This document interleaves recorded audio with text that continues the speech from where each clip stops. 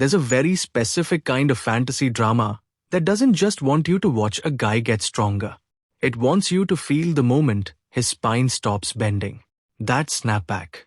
That quiet, feral reclaiming of dignity. And power armor sacrifice rebellion hits that nerve so cleanly that I caught myself sitting up straighter in my chair, like I was the one who had been humiliated in public and finally remembered I have teeth. Welcome back to Flick Flair, because I have been itching to talk about this one like it personally owes me money. If you enjoy these long, emotionally messy deep dives, consider subscribing to Flick Flair.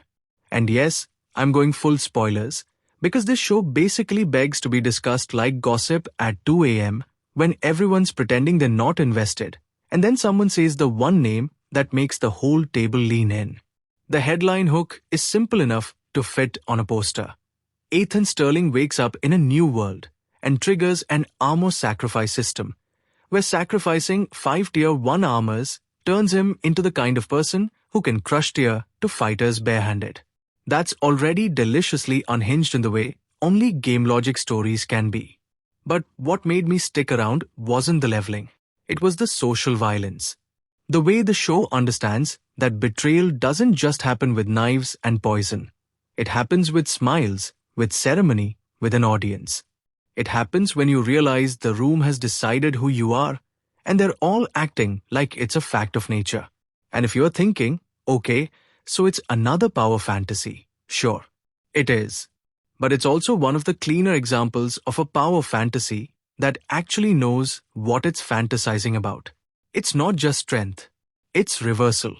It's control over the narrative. It's the dream that you can take a moment that broke you and replay it with different physics. I want to start with the system itself, because the show is smarter about it than it first appears.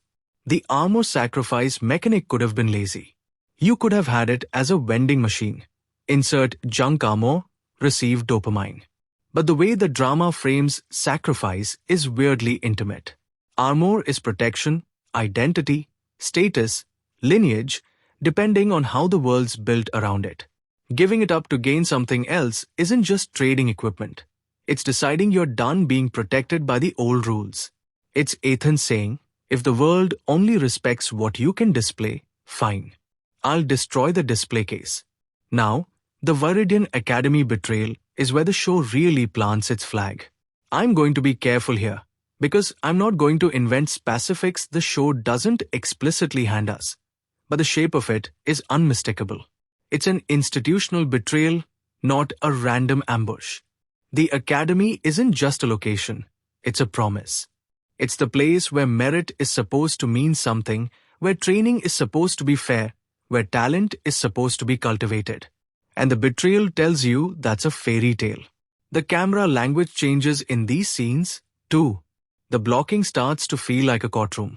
People are positioned like spectators even when they're characters. Ethan isn't just being betrayed, he's being observed. Hold that thought, because that's the key to why Ethan's rise hits the way it does. It's not only he gets strong, it's he stops performing weakness for people who enjoy watching it. One of the most effective choices the show makes is how it handles Ethan's mother being humiliated. A lot of dramas would use that as cheap fuel. Here, it's still fuel, absolutely, but it's also texture. It's a reminder that the cost of someone's low status is rarely paid by them alone. Humiliation splashes. It drips onto family. It stains rooms. And Ethan's face in those moments, again, staying general, because I'm not going to pretend I can quote the exact line delivery, but the acting is doing this thing where the anger doesn't explode right away. It compresses. It goes inward first. There's shame braided into it, which is what makes it dangerous. Shame is the kind of emotion that makes people do clean, final things. And if you've never had to watch someone you love get laughed at by people who are bored and cruel, good for you. Truly. But if you have, this show digs its fingers into that memory and doesn't let go. I'm not even being dramatic. I felt my stomach go cold. I had to pause for a second. Not because it was too intense, but because it was too familiar in a way I didn't expect from a drama about magical armor tiers. Like, excuse me, why am I emotionally sweating right now? Here's the pivot that makes the whole series spur. The moment Ethan unleashes his power is framed less like a superhero reveal and more like a boundary being set in blood-red ink. The show isn't asking you, isn't this cool? It's asking, do you understand why he's choosing violence now? That's a dangerous question because it flirts with justification. And I respect the show for flirting with it instead of pretending it's not happening. Let me relive a scene for you, because this is where the series went from fun to I'm locked in. Picture the academy space, whether it's a courtyard, a hall, a training ground, the exact geography almost doesn't matter because the vibe is what's sharp. You've got that bright, public lighting that makes everything feel official. The kind of light where there are no shadows to hide in, which is funny because the cruelty is still hiding in plain sight. Ethan is there, and the room's energy is tilted against him. It's not even that everyone is yelling. Some of them are quiet. Some of them are watching like it's entertainment. And then you get that moment where Ethan's body language changes. The shoulders settle.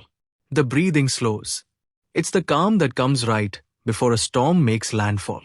And when the power lands, when the idea of Tier 2's barehanded stops being a concept and becomes a physical threat, you feel the show's sound design tighten. It's not just loudness, it's pressure.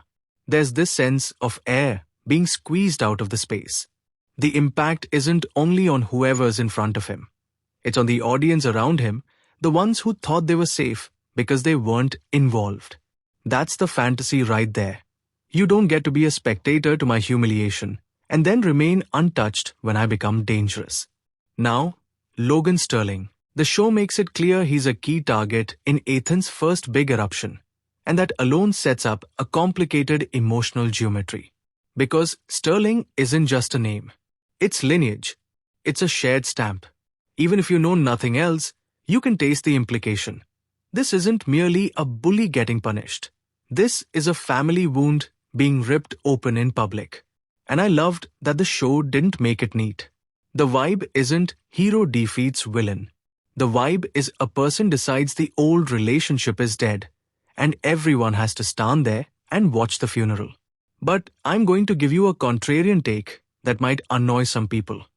I don't actually think the show's most compelling question is whether Ethan is justified. I think it's whether Ethan is free. Because power fantasies love to pretend that strength equals freedom. And power armor sacrifice rebellion keeps hinting, sometimes subtly, sometimes with a neon sign, that Ethan is trading one set of chains for another. The system is a gift, sure, but it's also a framework. It tells you what counts as progress. It tells you what to value. It turns sacrifice into a currency. And anytime a story introduces a currency, it's asking you to believe in an economy. Which means it's asking who benefits long-term. That's the creeping dread under the hype. The show doesn't have to scream it for you to feel it. Ethan's rise is thrilling, but the mechanism of that rise is transactional. If you're sacrificing 5 Tier 1 armors to crush Tier 2s, what happens when the cost scales? What happens when the things you're asked to sacrifice aren't objects anymore, when they're principles, relationships, mercy? The story doesn't have to answer it immediately. The fact that it plants the possibility is what gives the series legs. And speaking of legs, the pacing is way more confident than I expected. A lot of these Portal World, system-based dramas sprint too fast early because they're terrified you'll click away if you don't see the protagonist pop off within 10 minutes. This one does give you the rush, yes, but it also lingers in the social aftermath. It lets you sit in the awkwardness. It gives you reaction shots that actually mean something. People recalibrating. People reevaluating where they stand. People pretending they always believed in Ethan. Which, can we talk about how real that is? The second someone becomes powerful, the rats come out like, I was on your side the whole time. And you're like, were you though? Or were you just waiting to see which way the wind blew? There's also a delicious clarity in the show's visual language when Ethan shifts from prey to predator. In the earlier beats, the camera tends to frame him in ways that make him feel smaller inside the world, more negative space around him, more emphasis on the environment swallowing him. Later, as his power becomes undeniable, the framing changes. The show starts giving him weight. The center of the frame becomes his decision, not the world's pressure. It's subtle, but it's there.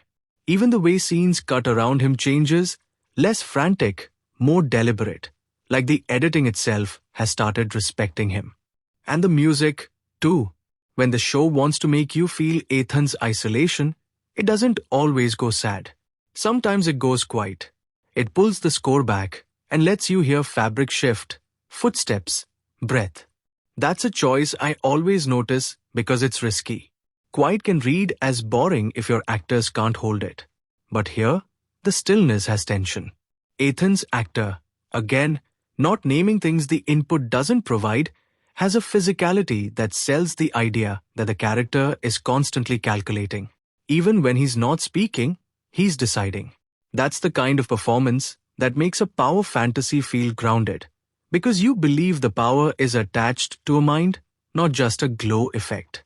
I'm not going to pretend the show is flawless, though there are moments where the exposition about tears and sacrifices can feel a little too clean, like the dialogue is briefly reading the tutorial box out loud. You can sense the writers trying to make sure nobody is confused, which I get, but it occasionally interrupts the emotional flow.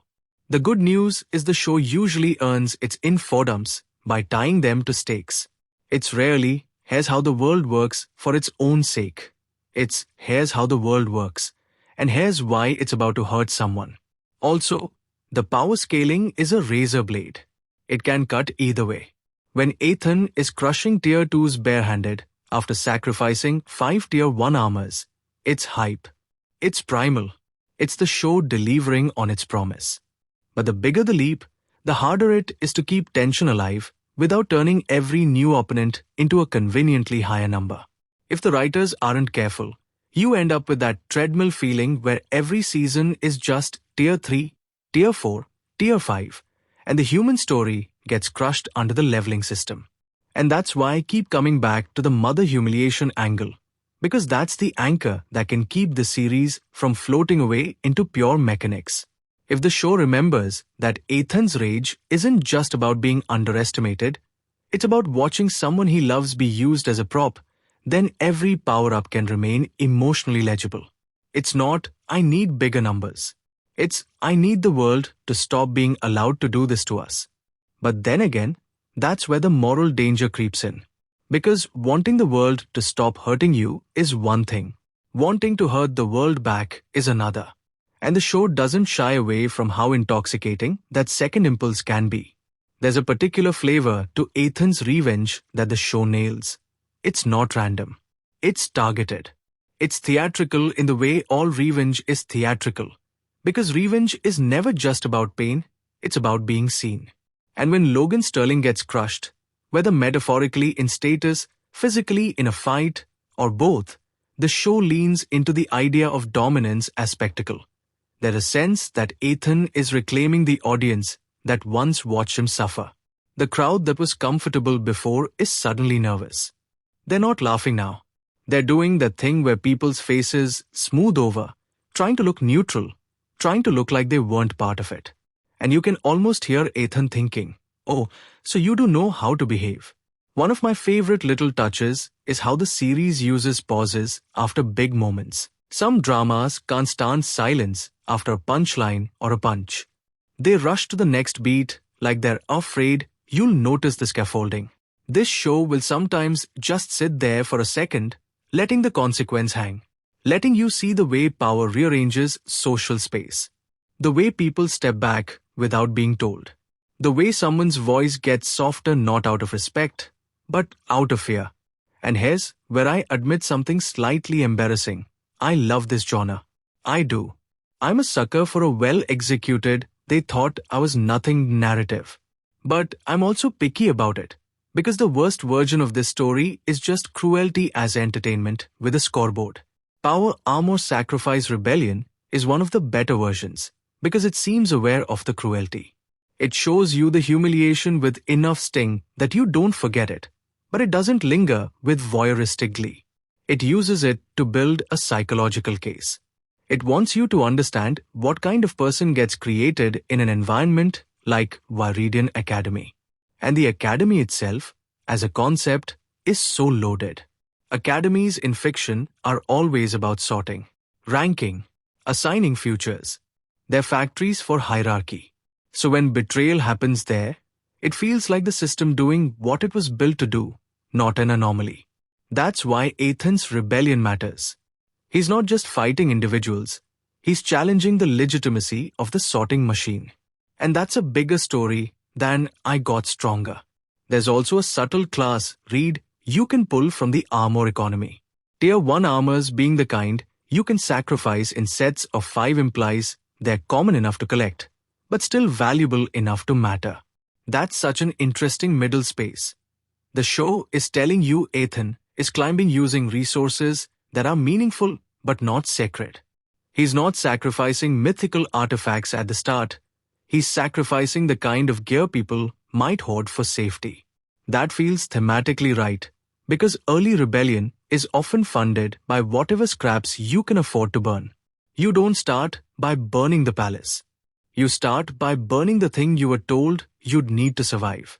And if you want a micro-observation that made me smile, the way characters react to Ethan's new strength is written with this believable mix of fear and opportunism. Not everyone suddenly respects him. Some of them respect the danger. That difference matters. Respect for a person is warm. Respect for a threat is cold. Cold respect creates lonely kings. So the big question the show keeps nudging at, even when it's not saying it out loud, is what kind of king is Ethan becoming? Not in the literal sense, again, not inventing plot endpoints, but in the emotional sense. When you rise on the fuel of humiliation, do you ever stop needing to prove something? Or does every victory just widen the hole you're trying to fill? And I know, that's me being all reflective about a show where the central hook is sacrifice armor, punch harder. But that's exactly why I'm impressed. Because it's easy to make the punching cool. It's harder to make the punching mean something. Let's talk about Ethan's interiority for a second, because this is where the performance really sells the drama.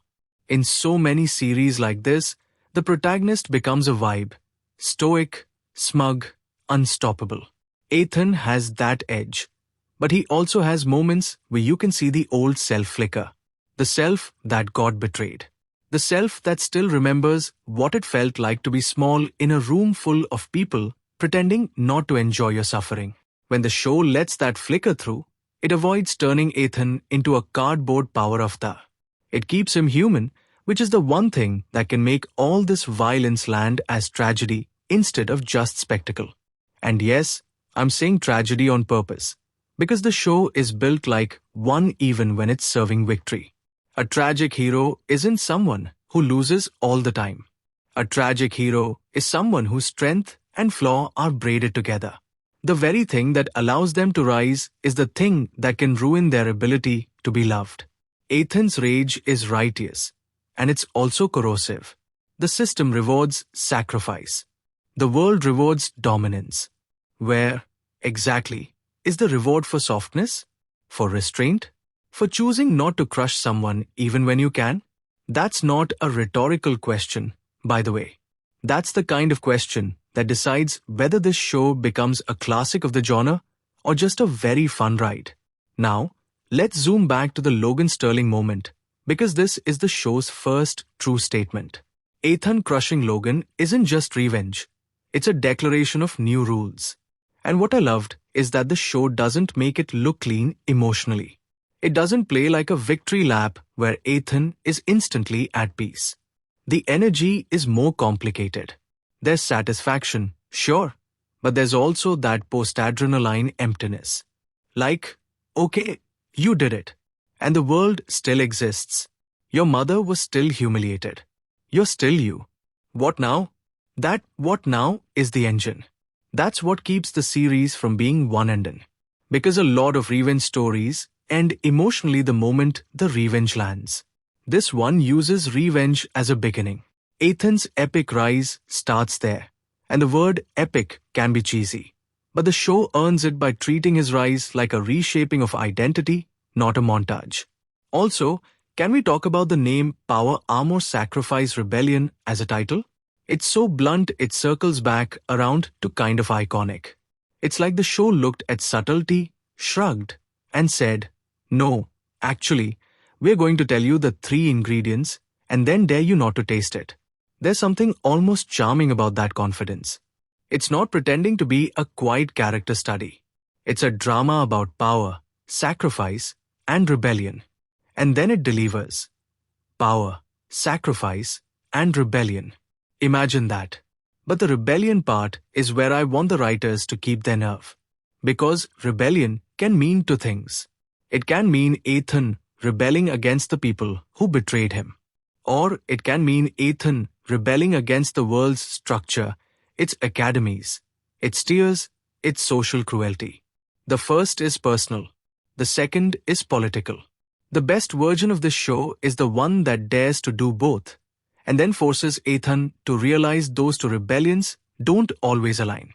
If Ethan's only goal is to never be humiliated again, the temptation is to become the kind of person who humiliates others preemptively. The show already flirts with that edge. And that's where the mother subplot stays crucial, because it adds a moral mirror. If Ethan becomes the thing that hurt his mother, what was any of this for? I also appreciate that the show doesn't treat System Awakening like a cute gift box. There's a loneliness in being the only one with a mechanic like this, or at least being one of the only ones. It isolates you. It makes you unreadable. And being unreadable is power, but it's also alienation. People can't meet you where you are if they can't see where you are. So you end up surrounded, yet separate. That's a great dramatic problem to give a character who's gaining strength so quickly. And the directing choices underline that isolation with space.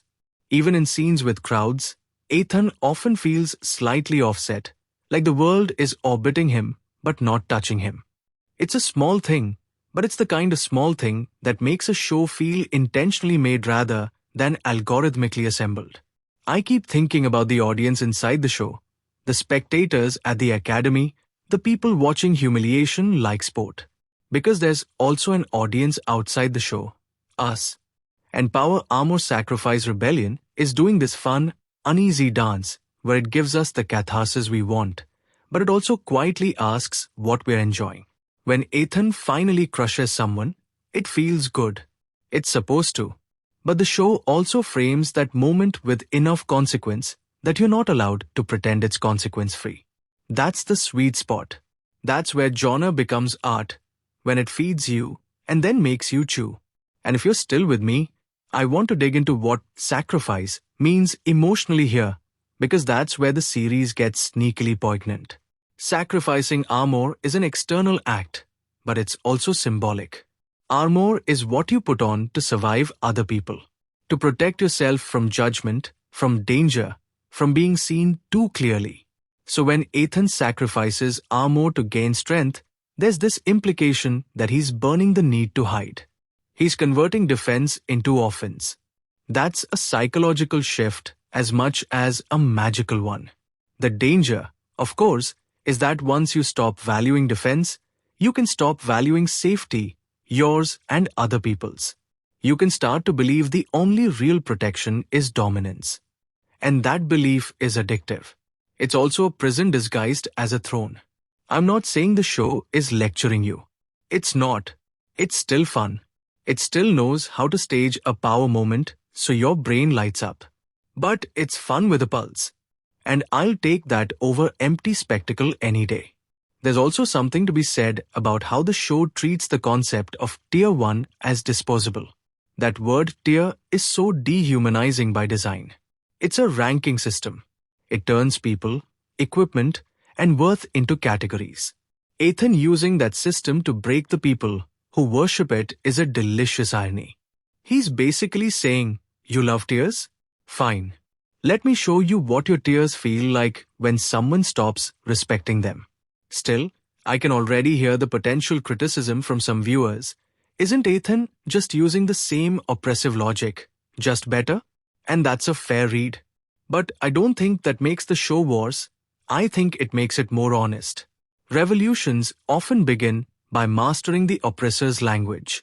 The question is whether you ever learn to speak something else. And I swear, the show's best moments are when it pauses long enough for you to sense that question humming underneath the action. That's when it stops being just a revenge buffet and starts being a character study wearing armor. I want to stay with Ethan's mother for one more beat. Because the humiliation isn't only about pain, it's about social power. Whoever humiliates her is doing it because they believe they can. They believe the world will allow it. That belief is the true villain, more than any single person. When Ethan reacts, he's reacting to a whole permission structure. And there's something deeply satisfying about watching a character revoke that permission. But satisfaction can curdle, and the show knows it. You can feel it in the way it frames Ethan after the big moments when the crowd's energy changes. There's this faint sense of, okay, you've proven you can hurt people. Now what? The show doesn't let Ethan bask endlessly. It keeps moving, keeps testing what kind of person he's becoming. And I'll be real, I love that. Because the easiest thing in the world would have been to turn Ethan into an unchallenged avatar of payback. Instead, the show keeps the emotional temperature unstable. It lets victory feel like victory, but not like healing. Those are different things, and most revenge stories blur them. Alright, lean in, because this is where the series' tone really reveals itself. It's not just about becoming strong. It's about becoming ungovernable. And that's a fantasy a lot of people don't admit they have until they see it on screen, and suddenly their heart is beating faster.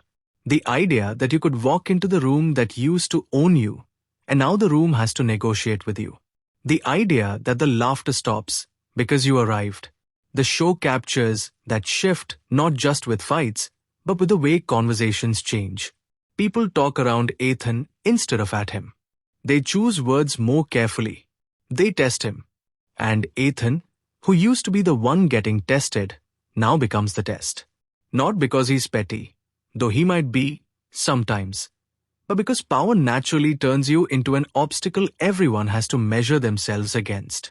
And that's where the writing gets to play with paranoia.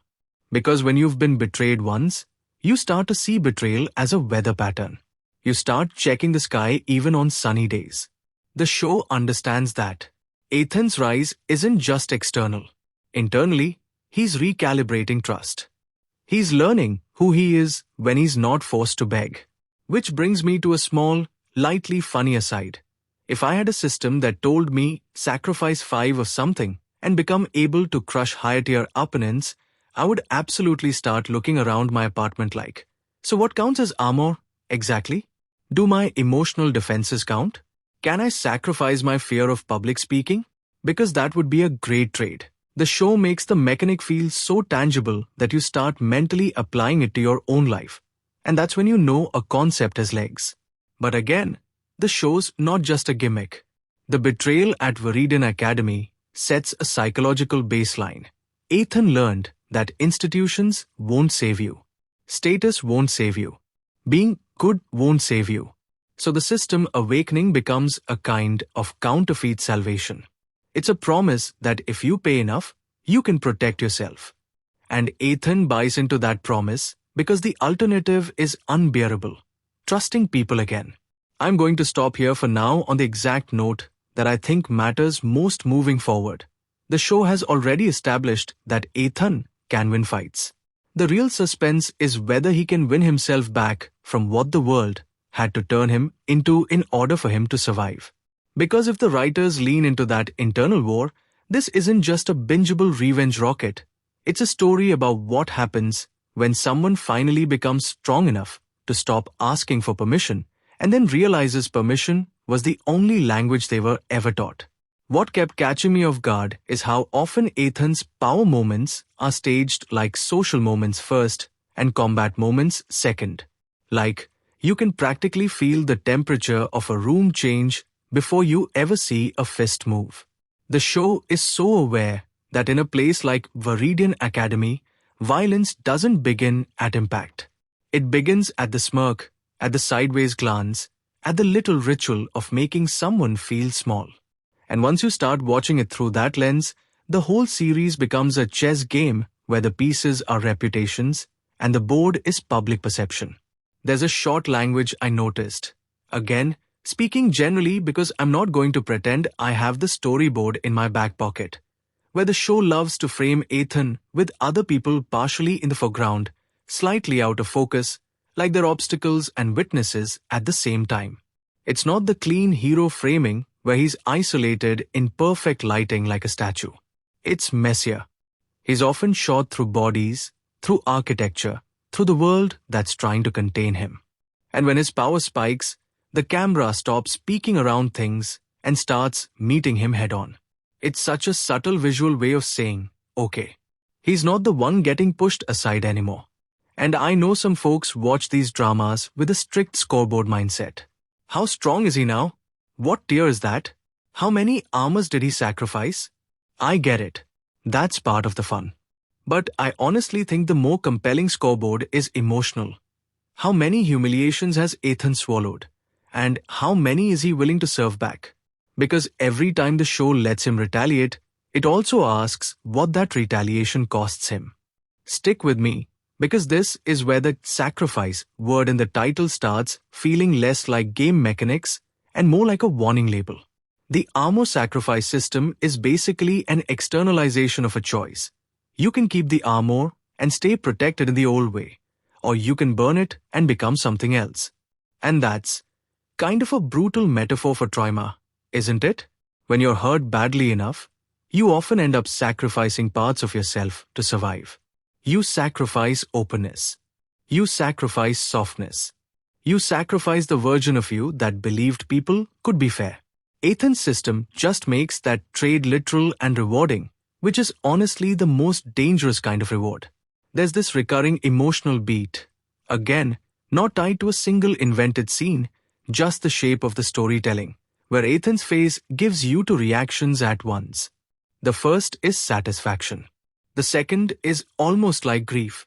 Not grief for the people he's crushing, necessarily, but grief for the person he might have been if he hadn't had to become this. That double reaction is why I'm locked in. Because it's easy to write a character who enjoys revenge. It's harder to write a character who enjoys it and hates himself a little for enjoying it, and still keeps going anyway. And that brings us back to Logan Sterling, because crushing Logan is such a loaded phrase. The show is very intentional about framing that not just as a win, but as a severing.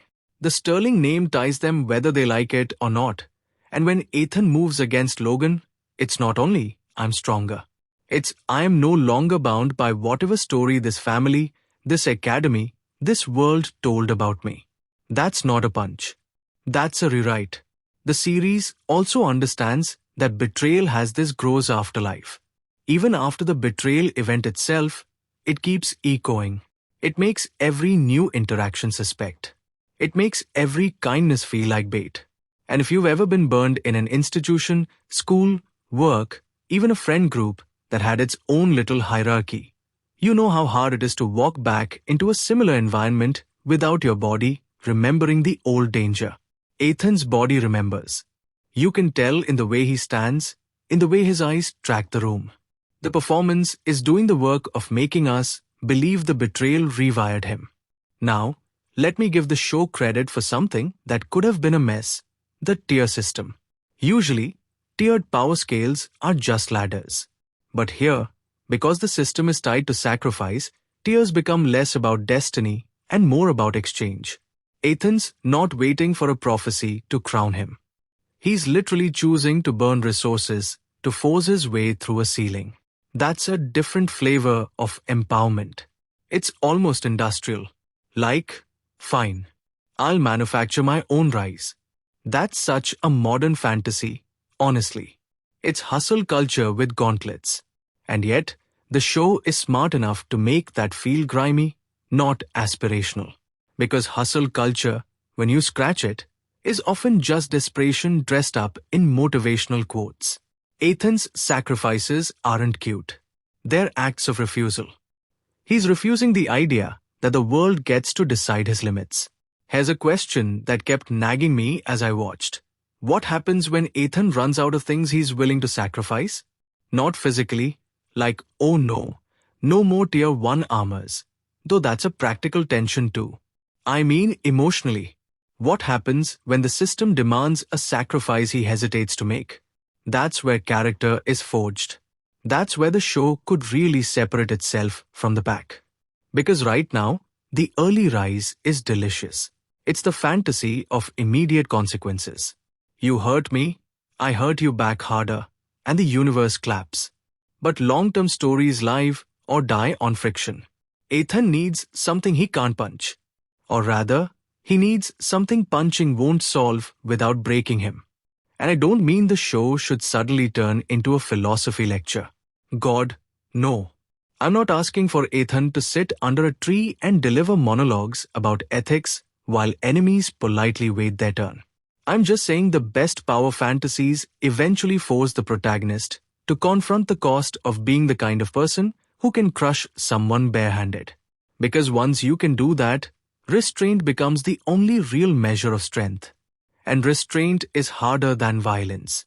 If you're still with me, the next layer I want to talk about is how the show uses humiliation as a currency. Because it's everywhere in the DNA of this story. At Viridian Academy, humiliation is a tool of control. People don't just want to beat you. They want to make you look beatable. They want you to feel watched while you lose. That's what keeps the hierarchy stable. When Ethan's mother is humiliated, it's not simply cruelty. It's a demonstration to everyone else. It's the Academy world saying, this is what happens to people like you. And Ethan's rebellion is basically him smashing that demonstration and replacing it with his own. This is what happens to people who try. That's why the spectacle matters. That's why the public nature of these moments is so important. It's not enough for Ethan to win privately. He needs the audience to unlearn their comfort. And the show captures that audience energy with a kind of nasty realism. People don't immediately become better. They become cautious. They become self-protective. They start recalculating who's safe to laugh at. That's not morality. That's survival. And it makes the world feel lived in, because that's how real hierarchies respond when a new predator enters the ecosystem. They don't have an epiphany. They adapt. One of the things I loved, is how the series doesn't romanticize the academy setting. It's not a cozy school with charming rivals and light banter. Even when there are lighter beats, the vibe is always just a little sharp, like the place is built to create winners and losers on purpose. That's such an important tonal choice. Because if the academy felt safe, Ethan's eruption would feel like overreaction. But because the academy feels predatory, Ethan's violence reads like a response to a world that has been violent all along, just in socially acceptable ways. And that's where the show's sound design does this really effective trick. In humiliation scenes, it lets you hear the small sounds, the shuffling, the suppressed laughter, the pause before someone speaks, like they're deciding how cruel they can afford to be. Those tiny sounds create dread because they make the moment feel intimate. Then, when Ethan's power hits, the soundscape expands. The world gets louder, heavier. It's like the show is saying, you thought silence was safety. You were wrong. I also want to talk about the physicality of the fights, because Crush Tier 2's barehanded is such a specific promise. The choreography, or at least the way it's presented, leans into blunt force rather than overly fancy technique. And that matters. Because Ethan's power isn't framed as elegance. It's framed as inevitability. It's framed as the kind of strength that doesn't negotiate. That's a dangerous fantasy, though, and the show seems aware of it.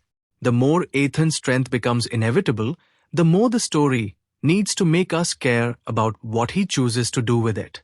Otherwise, tension dies. You can't be scared for a character who can't be challenged. You can only be scared of what they'll become. And I am a little, in the best way. Let's linger on the mother humiliation again, because it's the emotional fuse that keeps burning in the background. The show uses her as more than a plot device.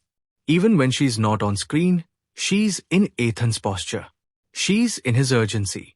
There's this sense that Ethan's rage isn't selfish. It's protective. But protective rage can become possessive rage fast. And if the show ever dares to explore that edge, if it lets Ethan's protectiveness become something that suffocates, then we're in really rich character territory. Now, I can already hear some viewers saying, "Why are you making this so deep?" It's just a power-up story. And to that I say, let me enjoy things the way I enjoy them. Also, the show invited this reading by making its humiliations feel real. Once you make the pain real, the consequences have to be real too, or the story turns into emotional whiplash. Here's another contrarian angle that might not land for everyone. I don't actually hate that system being overpowered early. I know, a lot of people prefer the slow grind, the earn every inch climb. And usually I agree. But in this case, the early power spike feels thematically appropriate because Ethan didn't need a long training arc to become physically capable. He needed a break in the social script. He needed a moment so undeniable that the people around him could no longer pretend he was nothing. The speed of his rise is part of the fantasy.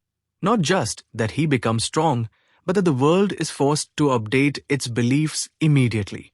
The risk is that the show mistakes immediate belief updating for healing. Because even if the world changes how it treats you, you still have to live with what it did before.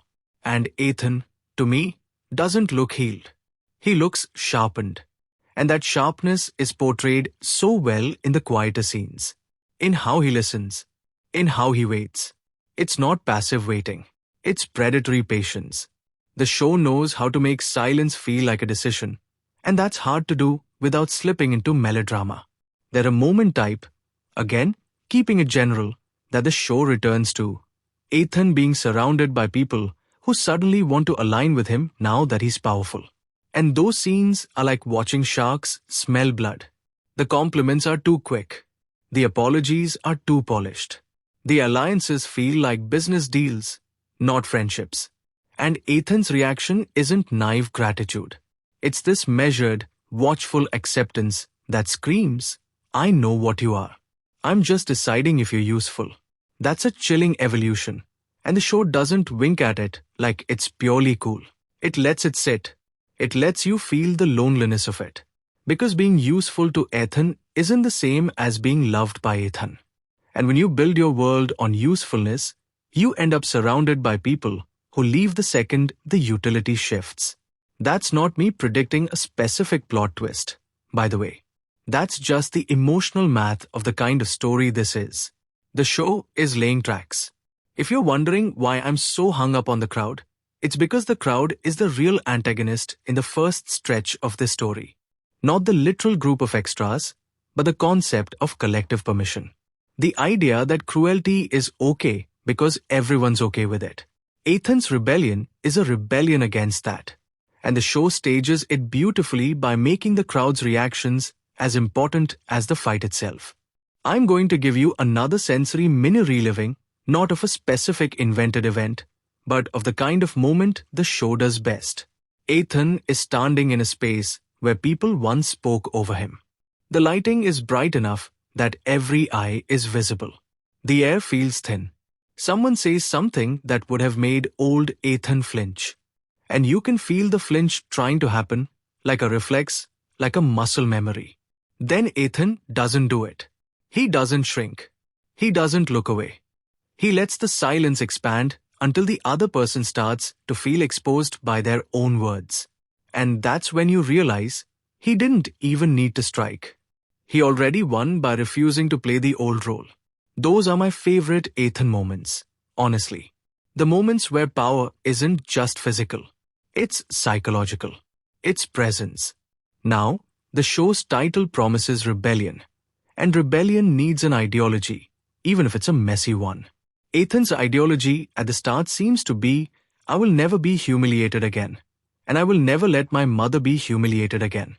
That's a personal ideology, and it's powerful, but it's also narrow. The story gets more interesting if Ethan's personal rebellion collides with the world's larger structure. If he realizes there are countless mothers being humiliated, countless students being betrayed, countless people trapped in tiers they can't climb. But then, that opens up another uncomfortable question. Does Ethan care about them? Or does he only care about his own? A lot of protagonists start selfish and become heroic. Some start righteous and become tyrannical. The show has room to go either way, and that uncertainty is honestly delicious. Also, can we appreciate how the show avoids making Ethan a pure victim? Yes, he's betrayed. Yes, he's wronged. But once he gains this kind of power, he stops being only a victim and becomes a threat. And the show lets him be a threat. It doesn't soften him, so the audience can feel comfortable cheering. It lets him do things that are a little frightening. And that's brave, because a lot of shows are terrified of alienating viewers. This one seems to trust that we can hold to feelings, catharsis and unease. I had a moment watching where I realized I was smiling, and then I caught myself and went, am I the crowd? And that's such a fun, awful little mirror the show holds up. Because we do come to these stories for payback. We come to watch the humiliator get humbled. And the show gives it to us. But it also makes the payback big enough to force us to confront what we are enjoying. The performances around Ethan matter too, even when those characters are not fully fleshed out yet in the information we have. The show needs its antagonistic energy to feel human, not cartoonish, or else Ethan's violence becomes too easy to cheer. The best scenes are the ones where the people who betrayed him don't look like movie villains twirling mustaches. They look like ordinary people benefiting from a system. Because that's what makes the betrayal sting. It's not one evil genius. It's a culture. And that culture is why Ethan's rebellion feels epic. Epic doesn't mean big explosions. Epic means mythic resonance. It means the story feels like it's about more than one guy. Ethan's rise feels like it's about anyone who's ever been told, explicitly or implicitly, know your place. The show is tapping into that universal rage, and that's why it hits. Let's talk craft again for a second, because I don't want this to be purely emotional ranting, even though I could absolutely do that for hours. The editing rhythm is one of the quiet strengths here. It doesn't chop everything into hyperactive cuts just to manufacture intensity. It often lets shots breathe long enough for the acting to land. And then, when it does cut faster, it's usually because the scene itself has tipped into chaos. That contrast makes the action feel heavier. You feel the difference between control and loss of control. Color and lighting also play into the social hierarchy theme. The academy spaces tend to feel pristine, controlled, bright, like order. When Ethan's power breaks through, you start getting more contrast, more shadow, more texture. It's like the world is losing its polished facade. Again, I'm speaking in broad strokes, but the aesthetic choices support the narrative. The more Ethan rebels, the less the world can pretend it's clean. And the armor designs, at least the concept of Tier 1 versus Tier 2, carry an obvious symbolism. Higher tiers imply more ornamentation, more intimidation, more status. Ethan choosing to sacrifice lower-tier armor instead of worshipping it is a rejection of status fetishism. It's him saying, your symbols don't scare me. I'll burn them for fuel. Now, here's the personal confession moment I didn't expect to have with this show. I've been Ethan in a smaller, non-magical way. Not the crushing people part, thank God, but the betrayal part. The I trusted the institution. And the institution smiled while it let me fall. And watching Ethan stop pleading for fairness scratched something in my brain that's probably not even fully healed. I didn't realize I still carried that anger until I felt it rise up in my chest while he stood there refusing to be small. So yeah, maybe I'm biased. Maybe I'm cheering because part of me wishes I could go back in time and do the same thing. That's what fiction is for sometimes. Controlled catharsis. But catharsis without reflection is just sugar. This show gives you sugar and then slips a bitter note underneath it. That bitter note is what makes it satisfying instead of hollow. So what does the show do next? Structurally, it sets up Ethan's epic rise. And rise narratives need obstacles that scale. Not just stronger enemies, but more complex problems. Betrayal at the academy is a personal betrayal. Next level storytelling is when Ethan has to deal with betrayals that are ideological, systemic, even intimate. When someone he actually cares about disappoints him. When he has to decide whether to crush someone who didn't personally wrong him but represents a threat. That's where rebellion becomes messy. And I'm not predicting specific relationships or twists. I'm just saying, the seeds are there. The show has established Ethan's willingness to use force. Now it has to test his willingness to live with it. If you're still listening, here's the next curiosity hook that kept me watching. What happens to Ethan's sense of self when he stops being underestimated? Because being underestimated is a weird kind of identity. You build strategies around it. You learn to read rooms. You learn to survive in the cracks. When the world suddenly sees you as dangerous, those survival strategies don't vanish. They mutate. You become hypervigilant in a different way.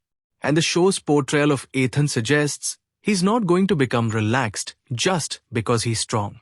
If anything, strength makes him more aware of how much he has to lose. That's such an underrated angle. People assume power makes you calm. Sometimes it makes you paranoid. Because now there are higher stakes.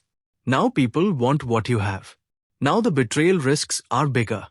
And let's not ignore the Sterling name again, because that family tie implies deeper politics. Even if the show doesn't go full family saga, the presence of Logan Sterling as a betrayal target suggests the story is interested in inherited status. In the idea that some people get to be tiered higher by birth.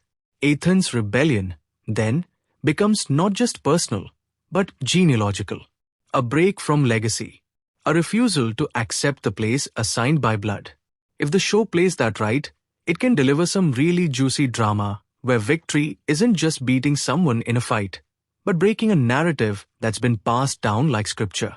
The other thing I need to praise is the way the show understands escalation as emotional, not just mechanical. Ethan's first big eruption is fueled by humiliation and betrayal. That's raw, but raw fuel burns fast.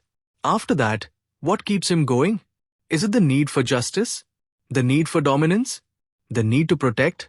Or does the system itself become the new addiction? Because system stories often turn the mechanic into a slot machine.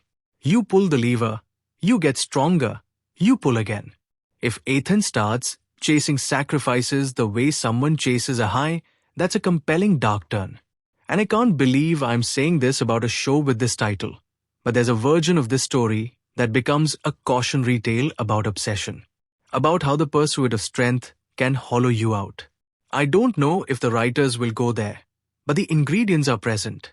Also, the show's willingness to let Ethan's anger be ugly sometimes. That's important. Anger isn't pretty. It isn't always articulate. It doesn't always make you righteous. It makes you intense. It makes you impulsive. It makes you say things you can't unsay. When the show lets Ethan be harsh, it preserves the realism of trauma responses. It doesn't sanitize him into a perfect hero. And that's why, even when I'm cheering, I'm also watching like, okay, where's this going? Because the best revenge stories always eventually confront the problem of what happens after you get what you want. Ethan crushing Logan Sterling is a huge moment. But it doesn't resurrect dignity for free. It doesn't erase the humiliation his mother endured. It doesn't undo betrayal. It just changes the balance of fear. Fear is a flimsy foundation for a life.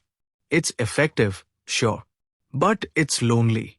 And if Ethan's rise is built on fear, the show is setting him up to either become isolated or to learn, painfully, that he needs something else besides power to live. One more craft note. I love how the show uses the concept of barehanded as symbolism. Armor is the world's way of formalizing violence. It's sanctioned. It's status-coded. Barehanded violence is intimate. It's personal. It's primal. When Ethan can crush Tier 2s barehanded, It's like he's bypassing the world's formal rules of conflict and dragging it back to the raw reality underneath. It's him saying, all your ceremony, all your tears, all your glittering intimidation. It doesn't matter. Flesh is flesh. That is such a savage thematic move, and the show leans into it without over-explaining. It just lets you feel it. I'll say this too. The show is good at letting villains or antagonists be reactive rather than proactive in the early stretch. They don't expect Ethan to break the rules. They expect him to accept them. And when he doesn't, you see their confusion. That confusion is a form of vulnerability. It's the moment where the powerful realize their power was never intrinsic. It was granted by compliance. Ethan withdraws compliance. The power structure panics. There's something almost political about that. And it's one of the reasons I'm comfortable saying I love this, not just enjoyed it. It's scratching at real dynamics under the fantasy skin. The Academy is a miniature society. The tiers are class. Armor is capital. Sacrifice is investment. Ethan is the disruptive force who refuses to play by the polite rules that keep the hierarchy stable. And because I'm me, I also have to mention the show's ability to create dread in bright spaces. A lot of dramas rely on darkness to create menace. This one can make you anxious under clean daylight because the menace isn't a monster in the shadows, it's people. It's public humiliation. It's the smiling cruelty of someone who knows you can't hit them without consequences. Until, suddenly, you can. If you're still here, the next thing I want to unpack is the way the show treats betrayal not as a twist, but as a worldview. Betrayal isn't just an event that happens. It's the rule of the Academy. And Ethan's rebellion is, in some ways, him becoming someone who can no longer be betrayed in the same way, because betrayal relies on you having something the other person can take. Your trust, your hope, your dependence. So when Ethan becomes independent through the system, he becomes less betrayable. But he also becomes less connected. And that's the bargain. You can't be betrayed if you don't need anyone, but you also can't be loved in the same way, because love requires vulnerability. It requires letting someone matter to you enough that they could hurt you. That's the real sacrifice, right there. And it's sitting inside the armor sacrifice mechanic like a ghost. I want to stay with that idea, because it's the emotional engine that can carry the show past the initial revenge high. If the series keeps asking, even quietly, what is Ethan sacrificing besides armor? Then every victory carries an aftertaste. And that aftertaste is what keeps me thinking about the show hours after I'm done watching. Also, small thing, but the show's sense of scale is strong. Even when it's focusing on Ethan, it hints at a bigger world, a bigger hierarchy. The tiers imply a wider ecosystem. The Academy implies other institutions. The sterling name implies broader influence. That's how you make an epic rise feel plausible rather than contained. You make the protagonist's climb feel like it's happening inside a world that won't bend instantly just because he got stronger. And I'm telling you, if the writers keep their nerve and let the world push back in ways that aren't just stronger opponent, we could have something special. Because the easiest escalation is power. The hardest escalation is consequence. And consequences are already baked in. Ethan's public acts of dominance will create enemies. Not just the people he crushes, but the people who rely on the old order. People who profited from the humiliation of his mother, from the betrayal at the Academy, from the assumption that Ethan would stay in his place. Those people don't just disappear. They adapt. They scheme. They rebrand themselves as moral guardians when it's convenient. They call rebellion chaos when it threatens their comfort. The show has the ingredients to explore that hypocrisy, and I hope it does, because nothing makes a rebellion story sing like watching the powerful pretend they're victims. And on that note, I keep thinking about Ethan's mother, not just as a victim, but as a potential mirror. If she has her own inner life, her own choices, her own agency, the show could do something really powerful. It could show us what it means to endure humiliation without becoming monstrous. It could contrast her endurance with Ethan's aggression. It could make Ethan's protectiveness complicated, because maybe she doesn't want him to become a weapon on her behalf. Maybe she wants him to live, or maybe she wants revenge too. Either way, that relationship could become the emotional heart, the thing that keeps Ethan tethered to humanity. Again, not inventing scenes, just pointing at the narrative potential that the premise opens. If you're waiting for me to nitpick more, don't worry, I have a few. The show sometimes risks leaning too hard into the catharsis of domination. When Ethan crushes someone, the framing can feel so triumphant that it almost dares you not to cheer. That's fun, but it can also flatten complexity if overused. The best moments are when the show lets the aftermath breathe, when it lets you see that power doesn't solve grief. And there's also a tonal tightrope with the system interface depending on how it's presented. If it's too gamified, it can undercut the gravity of the humiliation and betrayal. If it's too mystical, it can lose the crunchy satisfaction of the mechanic. So far, it mostly balances it, but I can see how later arcs could wobble if the writers get too addicted to upgrade scenes at the expense of character moments. Still, I'm nitpicking because I care. That's always the tell. What I can't stop thinking about is how Ethan's rebellion is framed as a beginning, not an end. The show doesn't treat his big power reveal as the climax. It treats it as the first time Ethan becomes himself in public. And once you've been yourself in public, you can't go back. The world has seen you. The world has adjusted. The world will try to control you again, just in different ways. So the real drama isn't whether Ethan can win. It's whether Ethan can remain Ethan, or whether the system, the tears, the academy, the betrayal, the humiliation, all of it, will reshape him into something unrecognizable.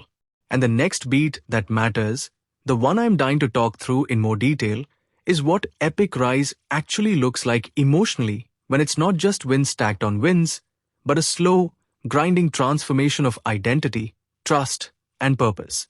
It's that transformation of identity, trust, and purpose that makes this show feel like it has a heartbeat under all the metal and math.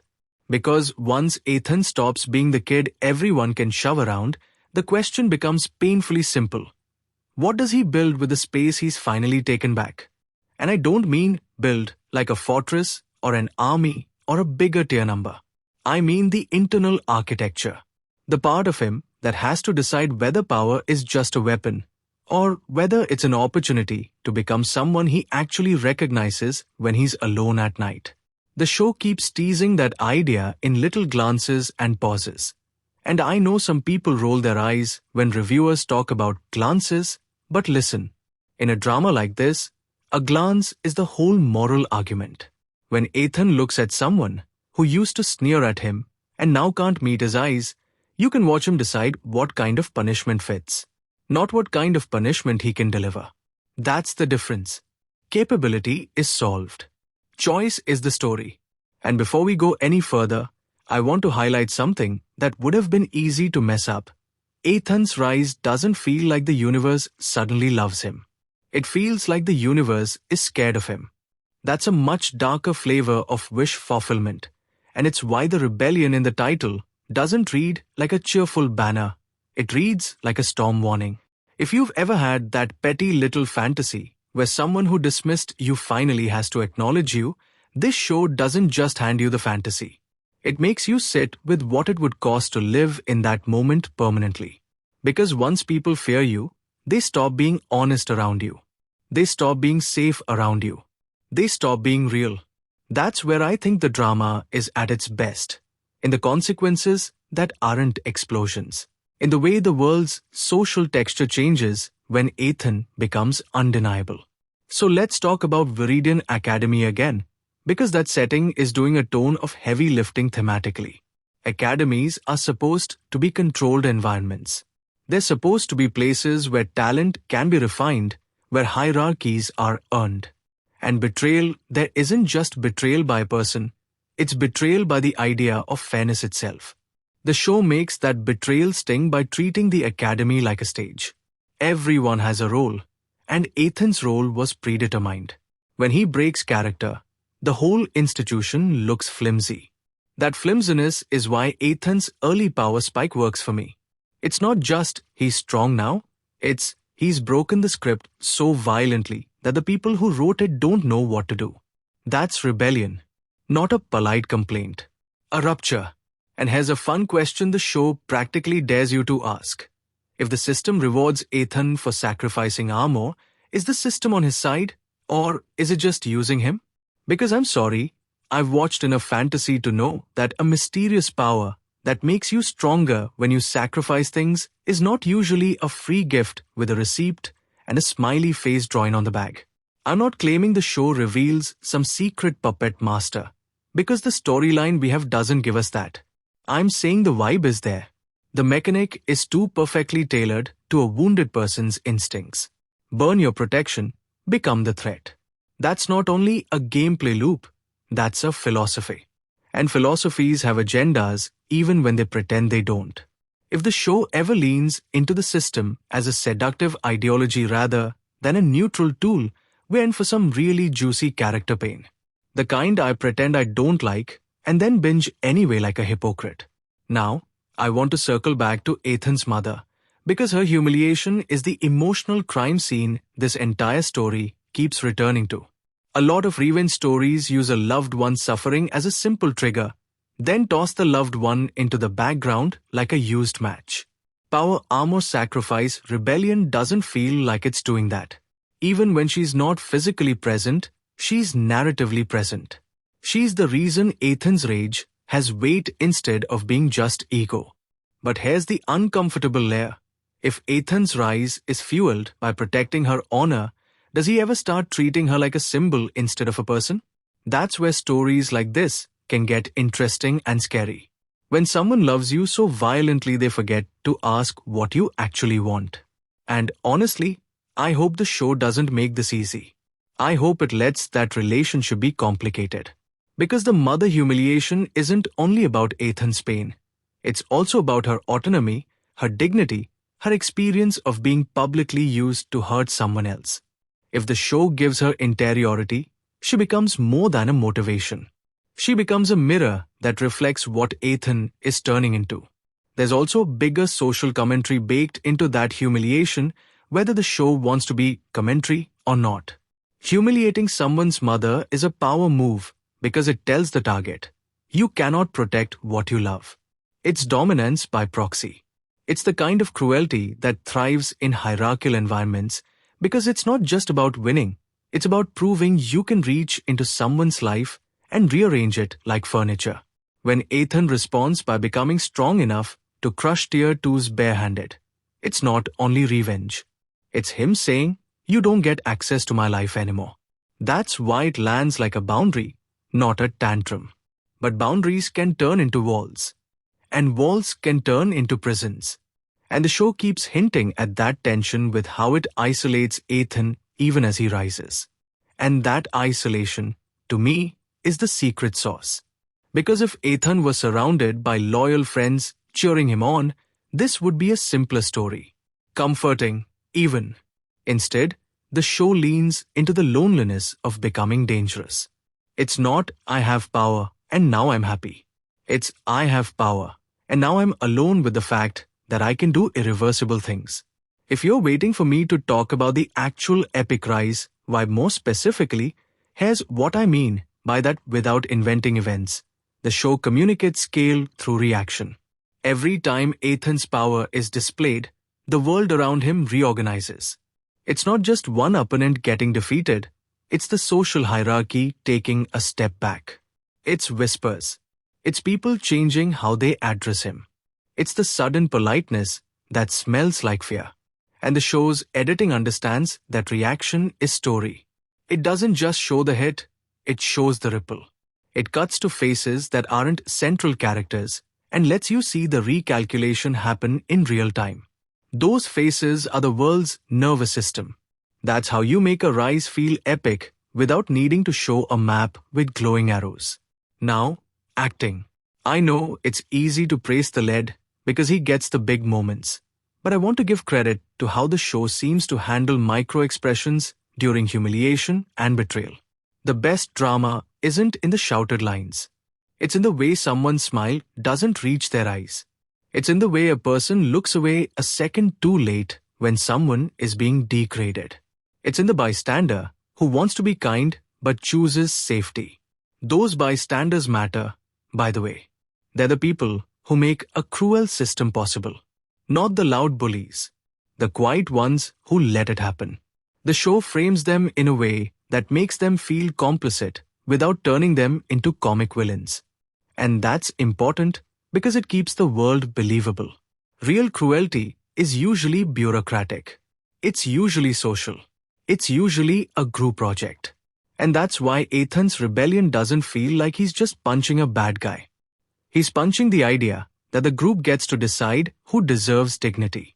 Let me give you another vivid little reliving moment that captures the tone I'm talking about.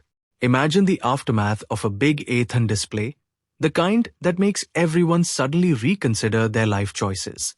The space is still. People are speaking more softly now, like loudness might trigger something. And Ethan is there, not gloating, not smiling, just standing in the quiet he created. The camera lingers long enough for you to feel how unnatural that quiet is, because it's not peace. It's suppression. It's the silence of a crowd that doesn't know what it's allowed to do anymore. And Ethan's eyes move across them like he's reading a menu. Not because he's hungry for violence necessarily, but because he's finally in the position of judgment. That's the intoxicating part. The terrifying part. The part where you realize power flips the moral gaze.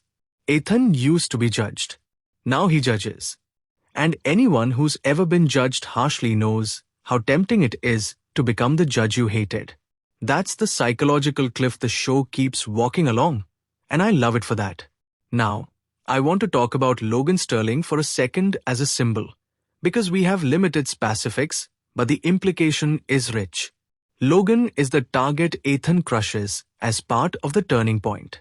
Whether Logan is a rival, a family member, a golden child, a representative of the Academy's favoritism, the story uses him as the face of the one who thought he was untouchable. The Sterling name makes it personal in a way that goes beyond typical school rivalries. There's heritage and entitlement in that name, and Ethan crushing Logan reads like the rejection of a bloodline's authority. What I appreciate is that the show doesn't frame this as Ethan proving himself worthy in the eyes of the hierarchy. He's not begging to be ranked. He's dismantling the idea that the ranking system is legitimate. That is a major tonal difference from a lot of Academy power stories, where the protagonist's endgame is basically to become top student in the same institution that humiliated them. Ethan's vibe is more like, I will burn your leaderboard. And yes, that's cathartic. But it's also unstable, because if you burn the leaderboard, what replaces it? Ethan's personal rule? The system's rule? Chaos? This is where I'm going to offer another slightly surprising take. I don't actually think Ethan's most heroic moments will be when he crushes people. I think his most heroic moments, if the show earns them, will be when he refuses to crush someone who expects him to. When he chooses not to replicate the cruelty that shaped him. And to be clear, I'm not saying the show needs to go soft. I'm saying it needs contrast. Mercy isn't interesting when it's easy. Mercy is interesting when it's costly. When the whole room wants blood and the protagonist says no. That's rebellion too, in a different direction. Rebelling against the part of yourself that wants to become the monster. If the show pulls that off, it will be doing something rare, delivering power fantasy catharsis while also interrogating it. Now, on the technical side, one of the reasons the show can carry that kind of complexity is because it has a confident sense of atmosphere. The world doesn't feel like a blank stage for Ethan's upgrades. It feels like a place with its own social laws. Even with limited plot details, you can sense a hierarchy that existed long before Ethan and will try to exist after him. That's important. Because if the world is too thin, Ethan's rebellion feels like he's punching cardboard. This world feels like it bites back. The cinematography leans into that bite by keeping spaces structured. There's a geometry to the academy, lines, symmetry, controlled pathways. That visual order echoes the social order. When Ethan disrupts it, the visuals feel more dynamic. Even the way bodies move in the frame changes. People give him space. They stop crowding him. They stop touching him with their eyes. That's a language of fear the show communicates without needing speeches. And I can't emphasize enough how good it is when a show trusts the audience to read body language. That's where the lived with it for days feeling comes from. You start noticing how often Ethan is treated like an object early on, like someone people can talk about over his head. Later, when he speaks, people listen. But the show doesn't make that listening feel respectful. It makes it feel like compliance. And compliance is not love. That's the loneliness again, creeping in like fog. If you're someone who watches these dramas for pure hype, don't worry. I'm not trying to turn this into a therapy session. The hype is real. The premise is inherently satisfying. Sacrificing 5 Tier 1 armors to crush Tier 2s barehanded is a fantastic piece of simple but punchy power logic. It's the kind of mechanic that immediately tells you how the protagonist might progress, and it creates a visceral image. Bare hands versus armored opponents is primal. It's David versus Goliath, except David found a cheat code and decided to use his fists. But the reason the hype works is because the show ties it to humiliation. The humiliation is the emotional math that makes the power-up feel earned. Not earned through training, but earned through suffering. And I know that's messed up, but it's honest. A lot of these stories are about compensating for pain. The show doesn't hide that. It makes the pain the source code. Now, let's talk about the title again, because it's doing more work than it looks like. Power, armor, sacrifice, rebellion. Those are 4 loaded words. Power is obvious. Armor is status and defense. Sacrifice is cost. Rebellion is refusal. If you put them together, you get a story about refusing to be protected by the system's rules and instead paying a price to become powerful enough to refuse the system itself. And that's why I keep coming back to the idea that the system might be ideological. It doesn't just give Ethan strength. It teaches Ethan a worldview. Trade protection for offense, trade resources for dominance, trade safety for control. That worldview can create a liberator. It can also create a tyrant. And the show is at its most thrilling when it refuses to tell you which one Ethan is becoming too early. Here's a small self-aware moment. I found myself trying to rank Ethan's emotional states the way the show ranks armor. Like, okay, Tier 1 Ethan is shame and survival. Tier 2 Ethan is rage and control. What's Tier 3 Ethan? Is it clarity? Is it cruelty? Is it leadership? Is it emptiness? This show has me gamifying feelings, which is either brilliant storytelling or a sign I need to go outside more. Probably both. If you're still with me, I want to dig into the theme of public humiliation as performance because it's central. The betrayal at Viridian Academy isn't just a plot beat. It's a ritual. People have roles. The betrayer, the victim, the audience, the quiet bystander. The Academy, as an institution, legitimized the ritual. It gives it a stage and rules. Ethan's rebellion is him stepping off the stage and flipping it. That's why his power reveal feels like a disruption of theater. The audience doesn't know whether to clap, gasp, run, or pretend they were never there. That confusion is delicious. It's the moment when the crowd realizes the script is dead and they don't know how to behave without it. And again, the show is so good at showing behavior. The way a character's posture changes. The way someone's voice gets higher when they're nervous. The way a bully's bravado collapses into pleading when the power balance shifts. That collapse is where the show's satisfaction lies.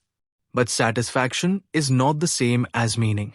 And the show's meaning, for me, comes from how it portrays Ethan's internal temperature after those collapses. He doesn't always look relieved. Sometimes he looks colder. Like he's learning that dominating someone doesn't undominate the memory of being dominated. That's such a mature emotional truth for a drama with this premise. And it's why I'm comfortable saying I loved it.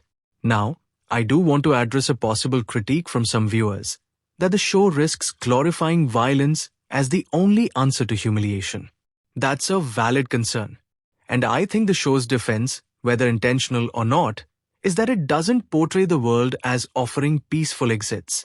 The Academy betrayal suggests the system will not protect Ethan or his mother. If institutions are corrupt, what options remain? That's a bleak setup, and it makes Ethan's violent response feel like the only language the world respects. But here's where I want the writers to be careful.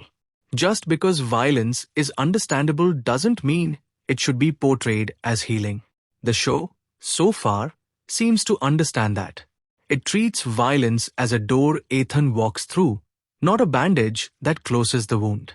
If it keeps that distinction, it can avoid becoming hollow. And it can also do something else. It can explore what rebellion looks like beyond violence.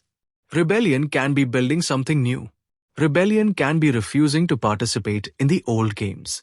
Rebellion can be protecting others, not just yourself.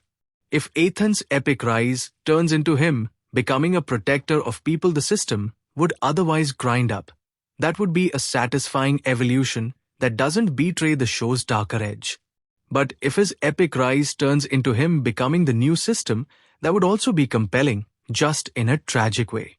Either path can work. The key is honesty.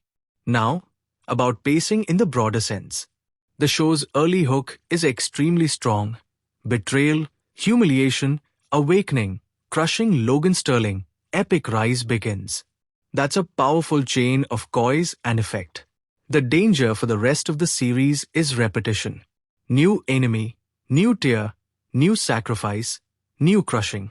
If it becomes that loop, it'll still be fun, but it'll be less resonant. The way it avoids that is by changing the nature of the conflict. Instead of stronger fists, it needs stronger dilemmas. It needs moments where Ethan's strength creates problems. Like people fearing him so much they do desperate things. Like allies trying to control him. Like the institution trying to co-opt him. Like Ethan realizing that if he becomes too brutal, he might become indistinguishable from the people who humiliated his mother. That last one is the emotional nuclear bomb. If the show ever forces Ethan to see himself in the faces of his enemies, it could be devastating in the best way. And the show already has the seed of that, because humiliation is contagious. The humiliated often fantasize about humiliating others. That's not a moral failing, it's a trauma response. It's the brain trying to reverse the flow of pain. If the show portrays that honestly, it can make Ethan's journey feel painfully real, even in a fantasy world. Let's talk a bit about the new world aspect too. Portal World stories often treat the new world as a playground. This one treats it like a hierarchy with ancient roots. The tier system implies a cultural obsession with ranking, and the academy implies a pipeline of power. Ethan doesn't arrive in a blank slate. He arrives in a machine. And what's compelling is that Ethan's system awakening doesn't free him from the machine. It gives him leverage inside it. That's an important distinction. He's not outside the hierarchy. He's climbing it and breaking pieces off as he goes. That's why rebellion is messy here. He's using the language of tears to defeat tears. That's also why Ethan's rise can feel both liberating and claustrophobic. Liberating because he's no longer helpless. Claustrophobic because he's still defined by a system that measures worth in levels and armors and strength. When a system defines you, even winning can feel like obedience. You're still playing the game, just better.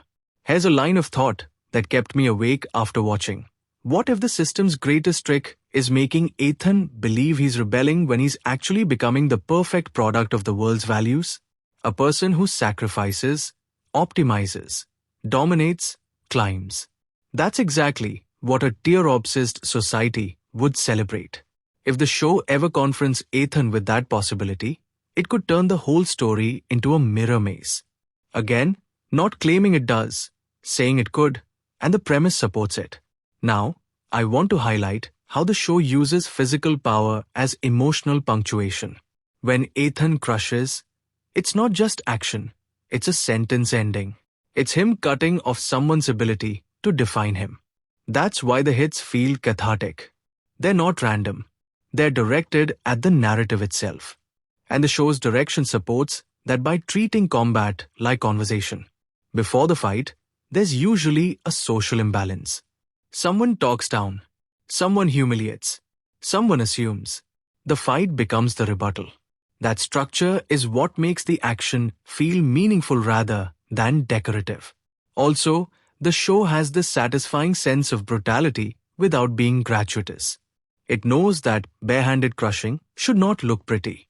If it looked pretty, it would feel like fantasy cosplay. The show wants you to feel the weight, the shock. It wants you to feel the moment people realize, oh, this is real. That's the thrill.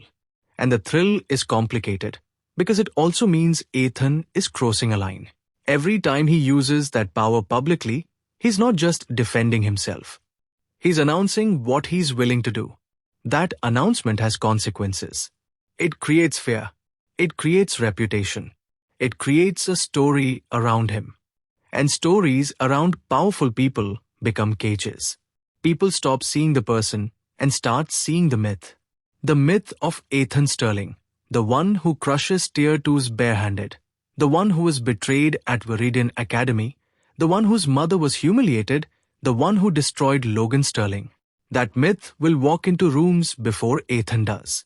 And if Ethan ever wants to be anything else, he'll have to fight his own myth. That's such a rich, dramatic problem.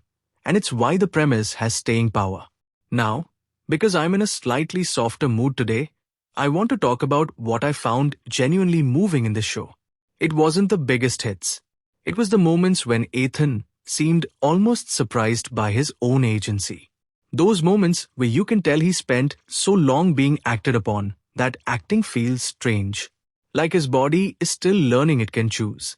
There's a particular kind of sadness in that, because it implies he didn't have a normal adolescence of choices and mistakes. He had survival. And survival doesn't teach you who you are. It teaches you how not to die. The system gives Ethan the chance to choose who to become. But it also tempts him to become a weapon, because weapons are simple. They have one purpose. People can't betray a weapon the way they can betray a person. A weapon is useful. A weapon doesn't need love.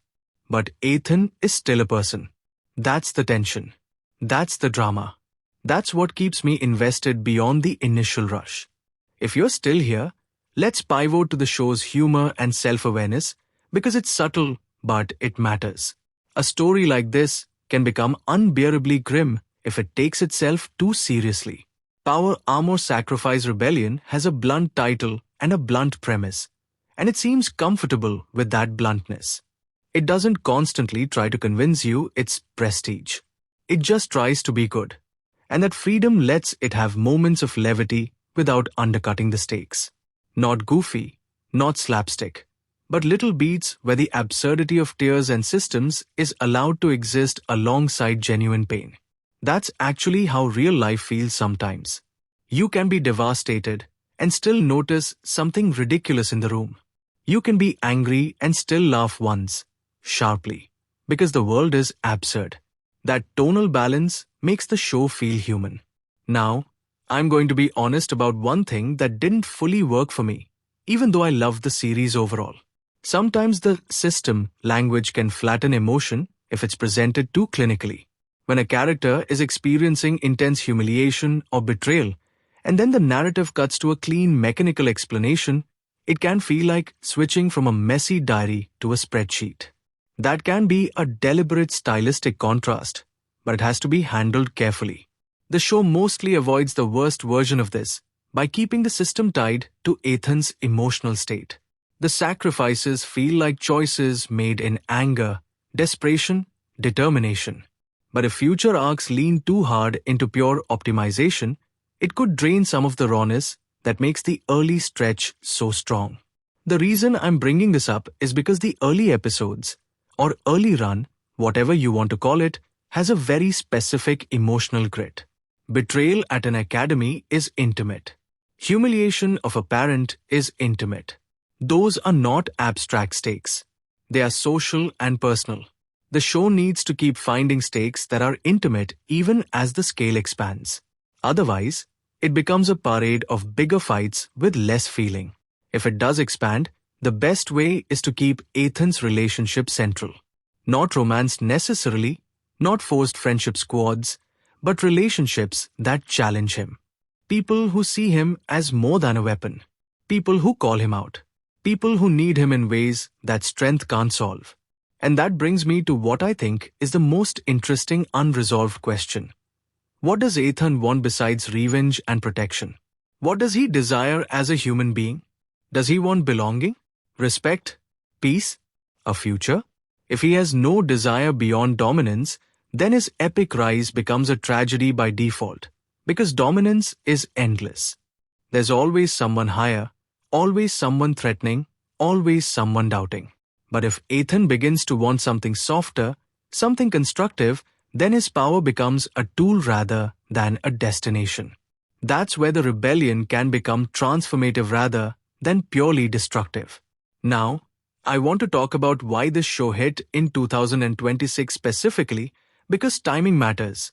Stories about institutions betraying people, about meritocracy being a myth, about social humiliation as entertainment, about rage turning into agency, those themes feel very now.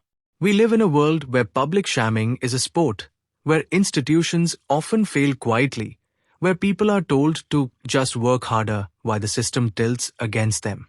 Power, armor, sacrifice, rebellion takes those feelings and puts them in a fantasy blender with armor tiers and system mechanics, and somehow it comes out emotionally recognizable. That's not an accident. That's why people latch onto this genre. It turns powerless anger into a narrative where consequences finally exist. But the show also has the potential to become a commentary on that impulse. Because the desire for immediate consequences can become a desire for punishment. And punishment can become cruelty. The show walks that line, and that's what makes it feel more alive than a lot of its peers. If you're still listening, I want to linger on the idea of crushing as the show's central metaphor. Crushing isn't just defeating. Crushing is annihilating. It's removing someone's ability to stand. When Ethan crushes Logan Sterling, it's not a sparring match. It's a declaration that the old power dynamic is dead. And crushing can be righteous. It can also be excessive. The show's willingness to use that word, to frame power in those terms, makes the story feel honest about what revenge fantasies actually are. They're not fantasies of fair trials. They're fantasies of domination. The show doesn't pretend otherwise. So if the show ever pivots toward justice, it has to do it deliberately. It has to show Ethan learning the difference between making someone stop and making someone suffer. Those are not the same. And if Ethan can't learn that difference, then his epic rise will be epic in the way a wildfire is epic, beautiful, destructive, and ultimately leaving ash. I'm not saying he needs to become gentle. I'm saying he needs to become intentional. Let's touch on the relationship between Ethan and the audience inside the show again. Ethan's humiliation happened in public. His revenge happens in public. That creates a cycle. The crowd is always present. The crowd becomes a character. The crowd is the witness that validates the shift. But that also means Ethan's identity becomes tied to performance. Even if he doesn't want it, he's now a figure. People watch him. They talk about him. They speculate. That kind of attention can be its own armor and its own prison. You start living for the moment you can't lose face. And when you live for face, you can never rest. This is where I think the show's direction and editing could really shine if it leans into subjective sequences. Moments where we feel Ethan's hypervigilance. Moments where the sound dulls when he's triggered by echoes of the academy betrayal. Moments where he hears laughter and his body tenses before his mind catches up. If the show does that kind of sensory storytelling, it can deepen the character without needing to slow the plot. And even if it doesn't, the early groundwork is there. Ethan's reactions already feel informed by trauma, not just arrogance. Now, I want to address the elephant in the room. Are we supposed to root for Ethan? The show clearly invites us to. The humiliation of his mother is framed to make you furious. The academy betrayal is framed to make you feel the injustice. Logan Sterling is positioned as someone Ethan can crush without much audience guilt. That's the emotional setup. It's designed for rooting. But the show also gives you enough unease to keep your rooting interesting. It's not a clean hero narrative. Ethan is not presented as a saint. He's presented as someone who has been pushed to the edge and discovered that the edge is a lever. He pulls it. The world tilts. That's compelling. And it's also the kind of story where your rooting can shift. You can start by rooting for Ethan to survive, then root for him to win, then root for him not to lose himself. That last one is the hardest, because you can't punch your way out of yourself. If you've ever loved a character and then felt a slow dread as they changed, you know what I mean. You're cheering, but you're also praying. Okay, let me get a little more personal again, just for a second, because I think it's relevant. The reason I'm so sensitive to the humiliation theme is because humiliation is one of the most underestimated forms of pain. People act like it's shallow, like you should just get over it. But humiliation changes how you move through the world. It changes how you trust. It changes how you speak. It changes your nervous system. This show gets that. It treats humiliation as violence, not as embarrassment. And because it treats it as violence, Ethan's response doesn't feel like an overreaction. It feels like retaliation in a world where retaliation is the only language that gets translated. That's bleak. But it's honest. And that honesty is what made me stick with the show beyond the cool mechanic phase. Now, let's talk about what kind of viewer will love this, because it's not for everyone. If you're allergic to power fantasies, this will probably feel like indulgence. If you hate systems and tiers and game logic, you might bounce. If you need moral clarity where the protagonist is always right and always kind, you might be uncomfortable. But if you like stories where the protagonist is forged in betrayal, where the turning point is a reclaiming of dignity that borders on terrifying, where the world is structured to humiliate and the character chooses to become unhumiliatable, then yeah, this is your meal. And I'm not saying that as a shallow genre pitch. I'm saying it because the show commits to that emotional space. It doesn't half-step. One more craft appreciation. The show's ability to make rise feel like pressure rather than celebration. There's a version of this story that would play Ethan's growth like a party. This one plays it like a weather system. Like each upgrade changes the climate. That's why it feels epic. Not because the stakes are cosmic, but because the atmosphere is thick. And the music choices support that. Instead of constant triumphant themes, the score often feels like it's holding its breath. Like it's waiting to see what Ethan does. That musical restraint makes the big moments land harder. Now, do I have any concerns going forward? Sure. The biggest is that the show might fall in love with Ethan as a symbol and forget to keep him messy. Symbols are easy to cheer for. People are harder. But people are what we remember. The second concern is escalation fatigue. If every new conflict is solved by sacrificing more armor and punching harder, the story could become repetitive. It needs lateral movement, political conflict, emotional conflict, relational conflict, the kind of conflict where winning costs something you actually care about. And the third concern is that the show might underdevelop the world beyond the academy and the Sterling conflict. The premise hints at a broader society that worships tiers. If the show expands that world with the same care it gave the academy's cruelty, it could become a genuinely standout entry in the genre. If it doesn't, it might feel like a really strong arc trapped in a smaller box. But those are concerns born from hope. And hope is a compliment. So where do I land? Emotionally, after living with this show for days, I land in that rare place where I'm both satisfied and hungry. Satisfied because the early catharsis is earned and delivered. Hungry because the show has set up moral and psychological questions it hasn't answered yet, and I wanted to have the courage to answer them in ways that hurt. Because the most memorable version of this story isn't Ethan becoming the strongest. It's Ethan becoming the truest. And true doesn't mean gentle. It means coherent. It means he understands what he's doing and why, and he chooses it with open eyes. If power, armor, sacrifice, rebellion continues to treat sacrifice as more than a mechanic, if it keeps tying Ethan's power to his emotional wounds and his moral choices, then it's not just a binge. It's a character descent or ascent that you can actually feel. And yes, I loved it.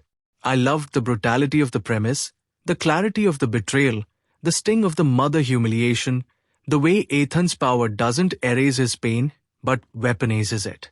I loved how the show makes public cruelty feel real and then makes the reversal feel like an earthquake. I loved that it gives you catharsis and then quietly asks what kind of person catharsis can turn you into.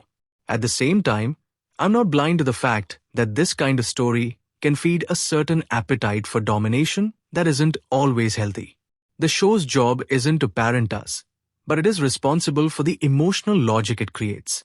So far, it's doing that responsibly by refusing to pretend revenge equals healing.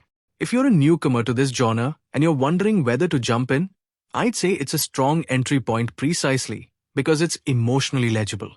You don't need a PhD in tier systems to understand what betrayal does to a person. You just need a pulse. If you're a fan of system dramas, you're going to eat this up because the mechanic is clean and the payoffs are satisfying. And if you're a more critical viewer who usually dismisses power fantasies, this one might still pull you in because it's actually about something. It's about dignity, humiliation, and what it costs to become someone the world can't ignore. If you made it all the way here with me, I want to know where you landed on Ethan. Not just whether you cheered, but what you felt underneath the cheer. Did it feel like justice? Did it feel like fear? Did it feel like both? Leave your take in the comments, because I genuinely think this show is going to split people in interesting ways. This has been Flick Flair, and I'll see you in the next one.